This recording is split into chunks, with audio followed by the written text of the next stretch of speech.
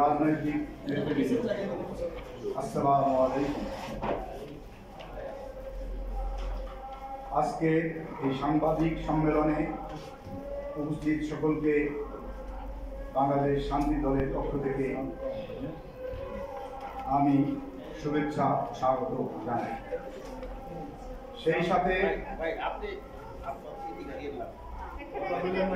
জুলাই 2024-এর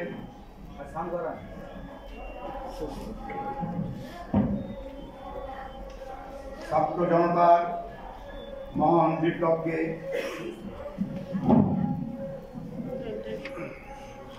আমরা স্বাগত জানাই। এই বিপ্লবের সকল শহীদদের আত্মার মাগফিরাত কামনা করি ও আহতদের সুচিকিৎসাক্রমে আশু আরোগ্য কামনা করি। এছাড়াও 1971 সালের মহান স্বাধীনতা যুদ্ধের সকল শহীদদের আত্মার মাগফিরাত কামনা করি।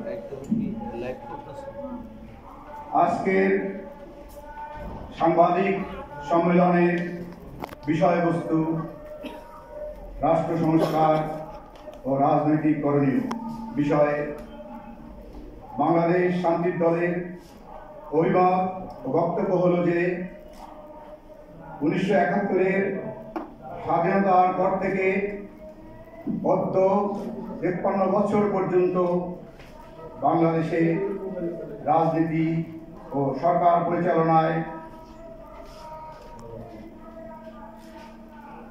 1971 সালের মহান স্বাধীনতা যুদ্ধের চেতনা ও প্রত্যাশা পূরণ করতে সকল সরকার ব্যর্থ হয়েছে। ব্যর্থতার ধারাবাহিকতায় বাংলাদেশ বিশ্বে পরপর 5 বার 1 নম্বর দুর্নীতিগ্রস্ত দেশ হিসেবে চিহ্নিত হয়েছে এবং আজও বিশ্বে 13তম দুর্নীতিগ্রস্ত দেশ হিসাবে চিহ্নিত হয়ে আছে। সরকারি প্রশাসনিক কর্মকাণ্ডে ও বিচার ব্যবস্থায় ব্যাপক হারে দুর্নীতি, ঘুষ গ্রহণ, সরকারি চাকরি প্রদানে অসহনীয় পর্যায়ে নিয়োগ বাণিজ্য ও ঘুষ গ্রহণ, বিদেশে কয়েক লক্ষ হাজার কোটি টাকা পাচার, জালিয়াতির মাধ্যমে ঋণ গ্রহণের নামে ব্যাংকের হাজার হাজার কোটি টাকা আত্মসাৎ, ব্যাপক হারে চাঁদাবাজি, ভূমিদস্যুতা, লক্ষ লক্ষ নারী ও শিশু বিদেশে পাচার, সর্বগ্রাসী মাদক আগ্রাসন, গুম, খুন, রাজনৈতিক হাজার হাজার মিথ্যা মামলা, আয়নাঘর কেলেঙ্কারি সহ এমন কোন অন্যায় অপরাধ নাই যা এদেশে সরকার ও সরকার পরিচালনাকারী রাজনৈতিক দলসমূহ সংগঠিত করে নাই।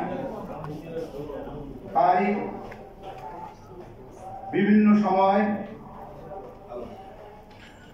এদেশে অনেকবার বড় বড় গণ আন্দোলন, গণ অভ্যুত্থান ঘটেছে, কিন্তু বিগত 53 বছরে পুঞ্জীবিত সকল অন্যায়, অবিচার, বৈষম্য, দুর্নীতি, দুষ্কর্মের কারণে একটি ব্যাপক ভিত্তিক গণভিত্তিক বিপ্লব জাতীয় জীবনে একান্ত অনিবার্য হয়ে পড়েছিল।